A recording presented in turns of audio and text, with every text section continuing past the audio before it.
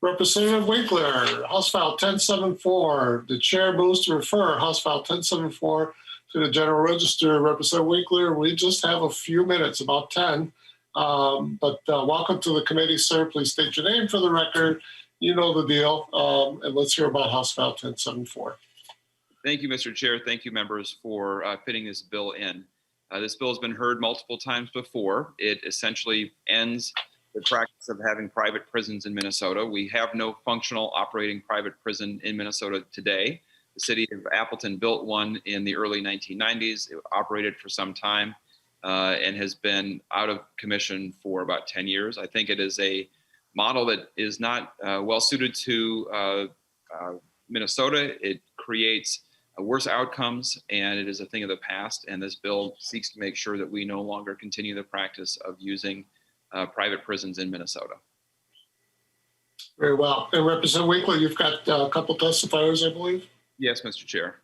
All right. I have listed a representative from ASPE, followed by a representative from MAPE. I don't have the name yet, but if the ASPE representative can come forward, state their name for the record, and give us your very concise and yet no doubt powerful testimony, the chair would greatly appreciate it. Welcome to the committee.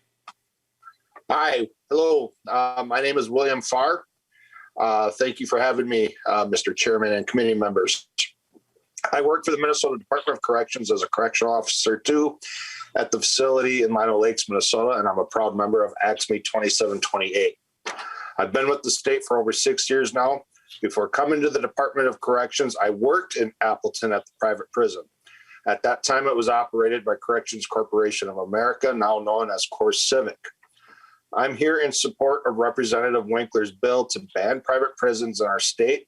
It's the right thing to do. Having worked in both the private prison industry and the public sector, I can tell you from experience, the public sector is unequivocally where our corrections and rehabilitation belong.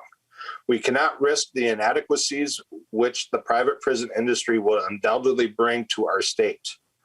The private prison industry has a perverse incentive to see offenders return to incarceration. They spend time and money lobbying for penal codes aimed at incarcerating more people. Their business model and the profits they deliver to private shareholders depend on repeat offenders, lower wages, less programming, and lower standards of excellence. Meanwhile, they cherry pick the best, healthiest offenders to cut additional costs and then turn around and mislead legislators by saying they can provide the services for less. It's a sham and it should be kept out of our state. Thank you for your time. Thank you, Mr. Farr. Thank you for your service at Lino Lakes and for your commitment to our corrections, emphasis of our corrections system. Thank you, sir. Next, we have a representative from MAPE. If you can come forward, state your name for the record, and give us your concise testimony, the chair would appreciate it. Welcome to the committee. Hello. Good morning, Mr. Chair and members. My name is Keith Halseth. I'm a Correction Security Case Manager at Lino Lakes Correctional Facility and a MAPE member. I've worked in corrections and law enforcement for over 20 years, both in corrections, 3 different facilities, Stillwater, Rush City, and Lino Lakes, like I said, and then 2 major police departments. Right now, in my current job, I help individuals who have been convicted by the courts navigate the facility and get the resources they need here as well as upon release. I help them with their ongoing court involvements and upon community and update the community agents upon the person's release for public safety reasons. Our members take seriously their responsibility in providing programming that reduces recidivism and promotes successful reintegration back into the community. While private prisons corporations seek to exploit states with budget concerns, they have a track record of keeping offenders incarcerated for longer periods to boost profits and issue more infractions that jeopardize staff safety, which many of our folks are already concerned about. The Prairie Correctional Facility, despite cherry picking its offenders, like was previously said, had higher recidivism rate than the DOC facilities, 13% higher for rearrest and over 20% higher for reconviction. These high recidivism rates will only increase the cost of incarceration to the state of Minnesota and exacerbate the warehousing issues that the OLA report highlights as a significant safety issue to staff and the individuals incarcerated. Prairie Correctional Facility only accepted younger offenders without any serious medical conditions and offered fewer programs than the DOC facilities. According to a study titled Comparing Public and Private Prison Services and Programs in Minnesota, findings from prison interviews published in the Criminal Justice Journal, the Prairie Correctional Facility contracted to provide for full-time, 6 hours per day, 5-day per week chemical dependency treatment program to be made available to at least 10% of the people incarcerated there. The program was also to include separate housing for the participants, and that the programming would be cognitive and holistic, similar to what is provided in the public system. The ratio of a therapeutic staff to participants was supposed to be 1:12. When after the contract was executed, the program failed to materialize. Keeping Minnesota correctional system public will help ensure that the integrity and high quality of programming continues to be provided to incarcerated individuals. These services provided by the DOC has proven to reduce recidivism and keep our staff and communities safer. Minnesota needs to focus on improving and investing in the facilities we currently have. This is some of the testimony I've already heard today, so I think we just need to continue that. Please support HF 1674. I appreciate your time, and I'll be happy to answer any questions you guys might have. Well, I appreciate you, sir. I appreciate your service, not only at the 3 facilities that you've been at, but also serving in our local police departments as well, and your commitment to quality and safety, and ensuring that we keep investing in good practices in our correctional system is greatly appreciated. We have 2 members. We have 2 minutes. And so we'll start Representative Johnson, we'll finish Representative Long, and then we're going to move to a vote members. Representative Johnson. Chair Mariani, members, Representative Winkle, I understand what you're doing here. And I'm going to be right up front. I want no privately run prisons in the state of Minnesota, period. They're not good. They're not run properly. But I have an issue where the state or our county cannot rent the facility and run it themselves. When we had before COVID hit, we were our jails or our prison system were getting over full. We could have actually rented that facility and made and run it ourselves with our state employees, run completely by the state on a lease to own option, and made all our prisons safer because we could have reduced the capacity, the overcrowdedness in all of them, and make it safer for all our guards and our corrections officer and all the staff out there. But with this bill, this would not allow that. It'd be a straight buy if we wanted to buy Appleton. Where a lease to own would actually help the community of Appleton so they can build up and not have that property tax base removed out of their community.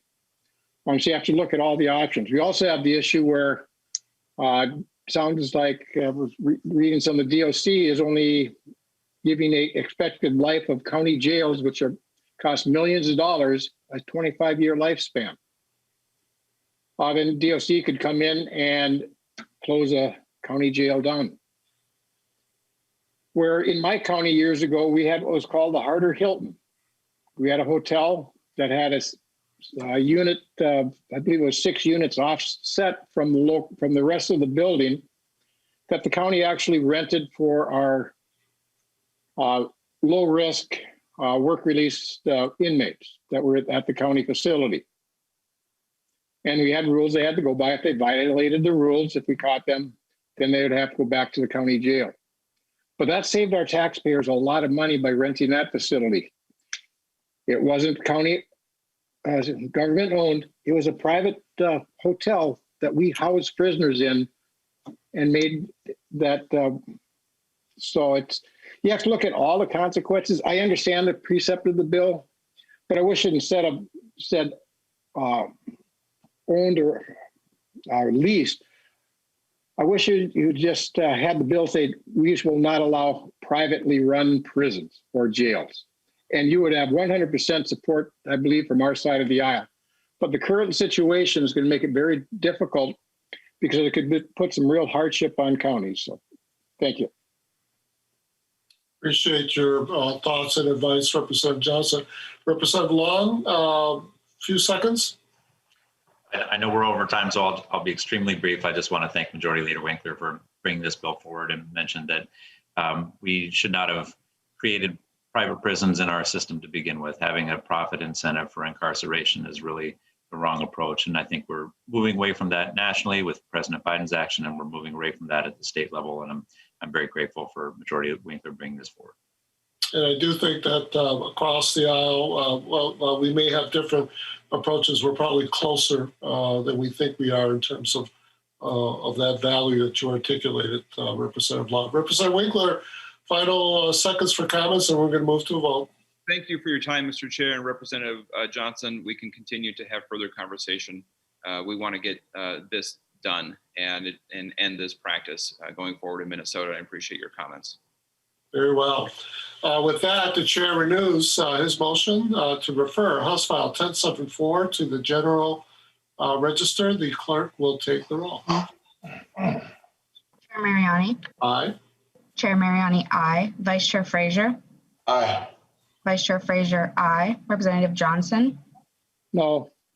Representative Johnson, nay. Representative Edelson. Aye. Representative Edelson, aye. Representative Feist. Aye. Representative Feist, aye. Representative Grossel, excused. Representative Hollins. Aye. Representative Hollins, aye. Representative Hewitt. Aye. Representative Hewitt, aye. Representative Cleavorn. Cleavorn, aye. Representative Cleavorn, aye. Representative Long. Aye. Representative Long, aye. Representative Hold on just a second, Lucero. honey. No. Representative Lucero, nay. Representative Mueller. Mueller votes no. Representative Mueller, nay. Representative Novotny. Navani's aye. Representative Novotny, aye. Representative O'Neill. O'Neill, aye. Representative O'Neill, aye. Representative Pinto. Aye. Representative Pinto, aye. Representative Poston. Poston, aye. Representative Poston, aye. Representative Raleigh. Raleigh, aye. Representative Raleigh, aye. Representative Vang. Aye.